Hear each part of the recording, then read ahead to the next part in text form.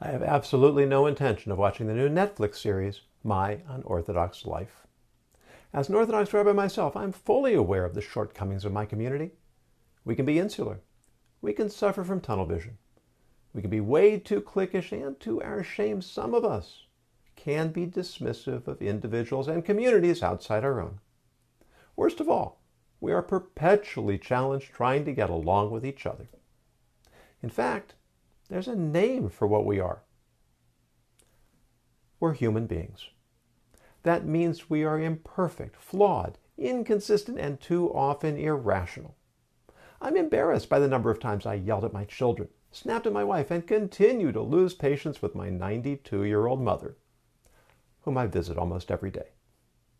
But for the most part, I'm proud of the selflessness of my community, the acts of intentional kindness, the generosity of spirit, the self-sacrifice, and the pervasive culture of aspiration that seeks to increase wisdom and commits itself to relentless self-improvement.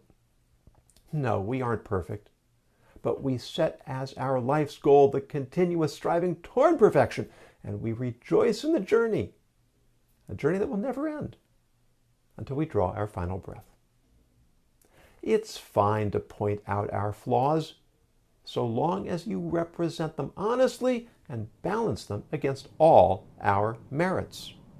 So when Julia Haart recounts all the evils of her upbringing, consider whether she may be telling only one side of the story, and that from a deeply biased perspective as well.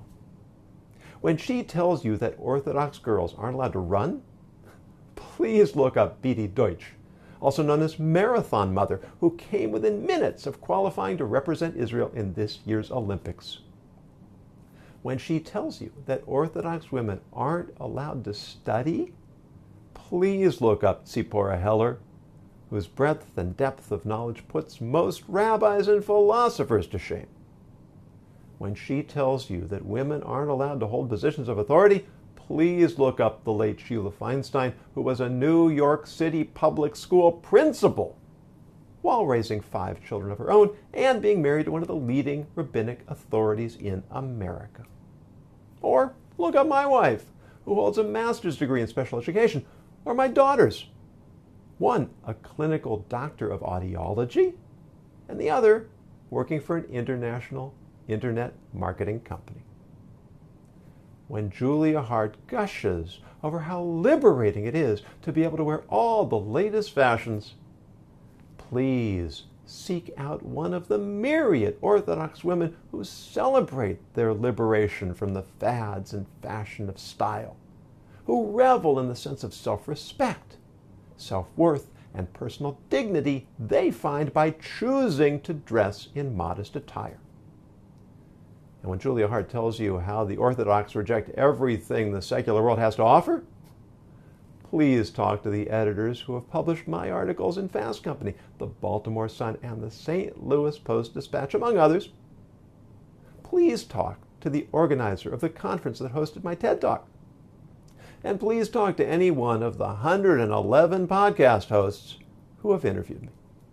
Ask them about the relevance and the pragmatism of my message. It would be easy for me to be angry with Julia Haart instead. I feel sorry for her. I feel sorry for the apparent dysfunction of her youth that left her so bitter she feels she has to smear an entire community for the sake of her own catharsis.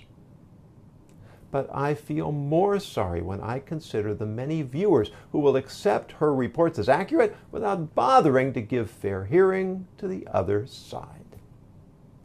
This is how we perpetuate a society hopelessly divided by ideology, character assassination, and identity politics.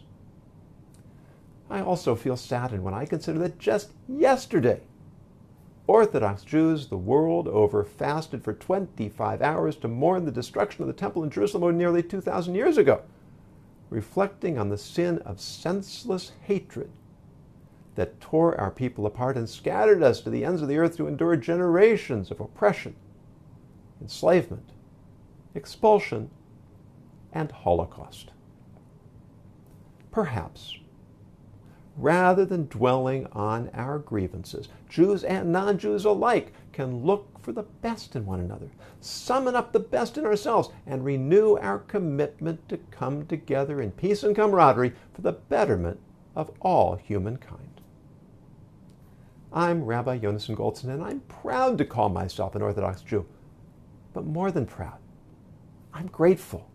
Grateful that in a world where so many are twisting in the winds of confusion and misdirection, I've discovered a lifestyle that provides the perfect balance between spiritual idealism and practical wisdom, so I can live my life with purpose, meaning, fulfillment, and joyful peace of mind.